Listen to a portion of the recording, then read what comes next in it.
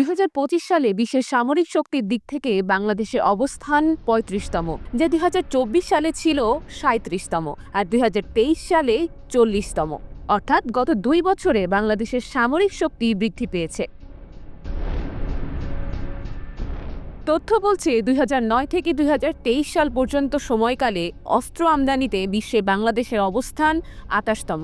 সশস্ত্র বাহিনীর সক্ষমতা বাড়াতে চীন, রাশিয়া, তুরস্ক, ভারতসহ সমরাস্ত্র শিল্পে উন্নত বিভিন্ন দেশ থেকে অস্ত্র কেনা হচ্ছে।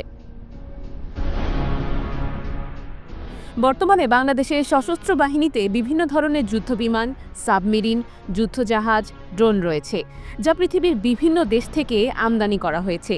বিবিসির এক প্রতিবেদন থেকে জানা যায়, অস্ত্রের জন্য বাংলাদেশ দীর্ঘদিন ধরেই চীনের উপর নির্ভরশীল। তবে সম্প্রতি তুরস্ক সহ পশ্চিমা কয়েকটি দেশ এই তালিকায় যুক্ত হয়েছে।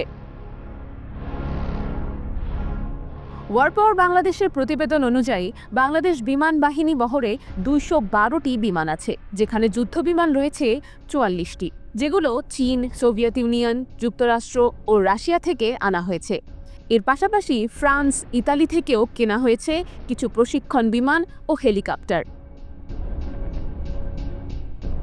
দেশের সামরিক বাহিনীর কাছে ৪৪টি ড্রোন রয়েছে বলে প্রতিবেদনে উল্লেখ করেছে ওয়ার পাওয়ার বাংলাদেশ। এর মধ্যে ৩৬টি স্লোভেনিয়ার।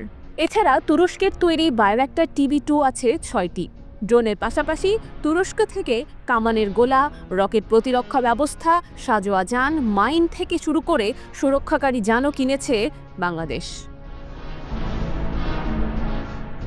বাংলাদেশে থাকা অ্যাটাক সাবমেরিনগুলো মূলত চীন, যুক্তরাষ্ট্র আর দক্ষিণ কোরিয়ার। এছাড়া সামরিক বাহিনীর কাছে থাকা ট্যাঙ্কগুলো চীনের তৈরি।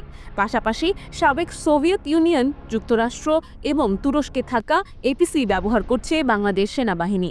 সেই সাথে চীন ও তুরস্কে তৈরি মাল্টিপল রকেট লঞ্চার সিস্টেমও রয়েছে বাংলাদেশ সামরিক বাহিনীর কাছে।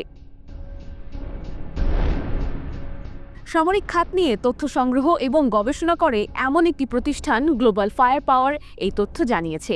প্রতি বছর সামরিক শক্তি বিচার করে একটি তালিকা বা ইন্ডেক্স প্রকাশ করে তারা।